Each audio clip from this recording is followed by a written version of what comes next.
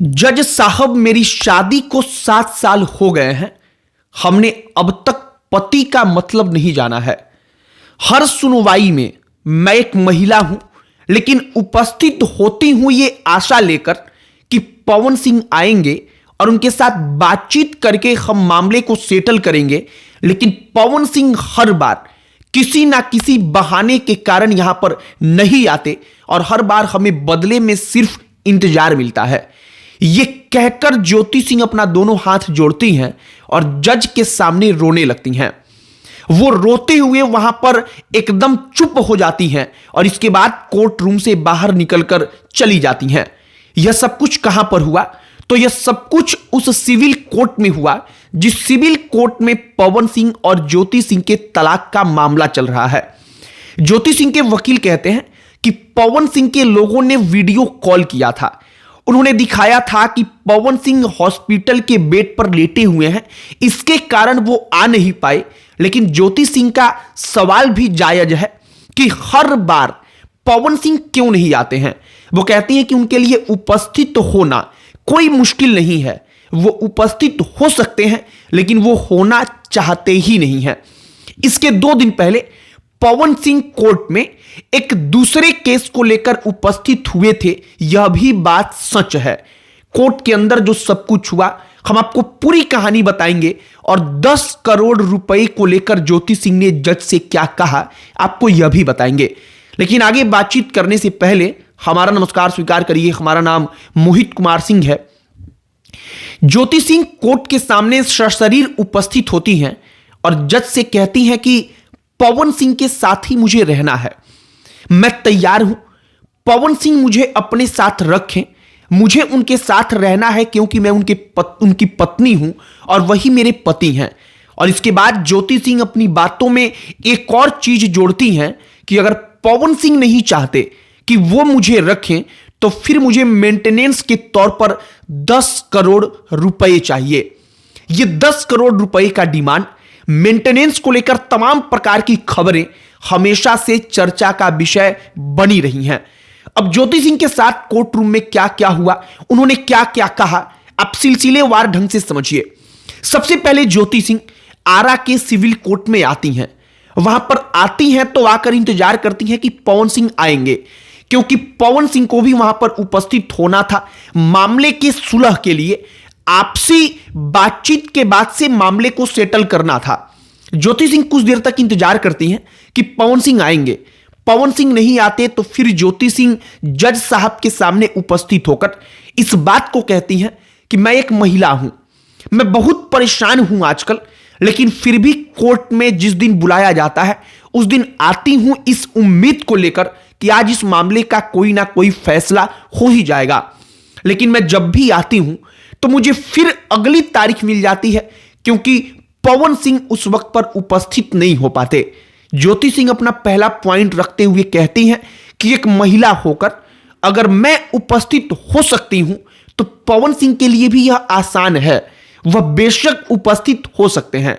और अगर आप गौर करेंगे कि पिछले कई तारीखों पर पवन सिंह उपस्थित नहीं हुए हैं, लेकिन पवन सिंह डेहरी में सासाराम में जो चुनाव के दौरान का एक मुकदमा था, उस मुकदमे के लिए कोर्ट के सामने जाकर उपस्थित हुए हैं। सिर्फ 2 दिन पहले वो कोर्ट के सामने गए, बाकायदा कोर्ट में सुनवाई हुई, इसके बाद से वो वहां से चले गए।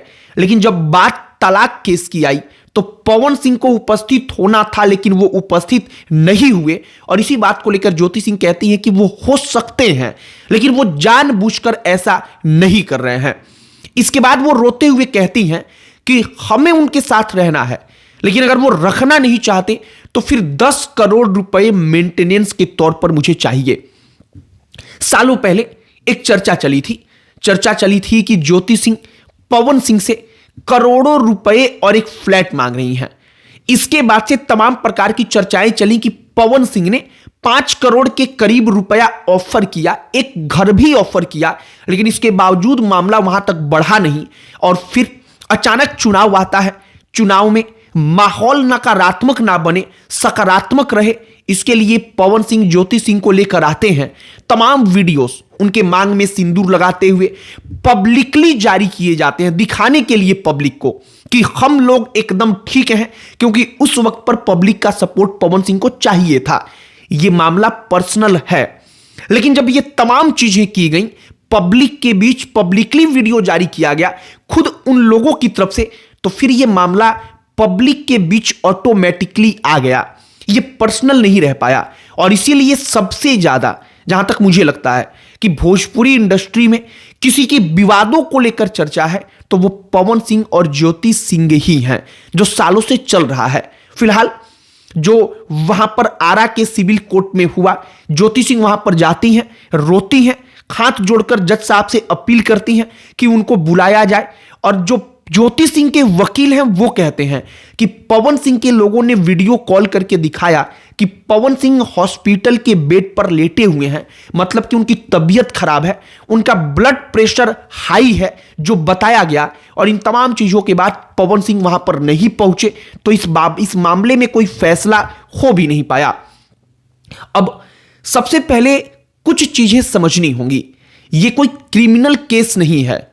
यह क्रिमिनल केस नहीं है का मतलब कि यहां पर जो तमाम सुनवाई हो रही है, तलाक हो, शादी विवाह से जुड़े जो भी फैसले होते हैं, उनमें दोनों पक्षों को बैठकर आपस में बातचीत करके ही जो जज होते हैं वो सिर्फ और सिर्फ मध्यस्थता करते हैं, उनको कोई ना कोई फैसला लेना होता है।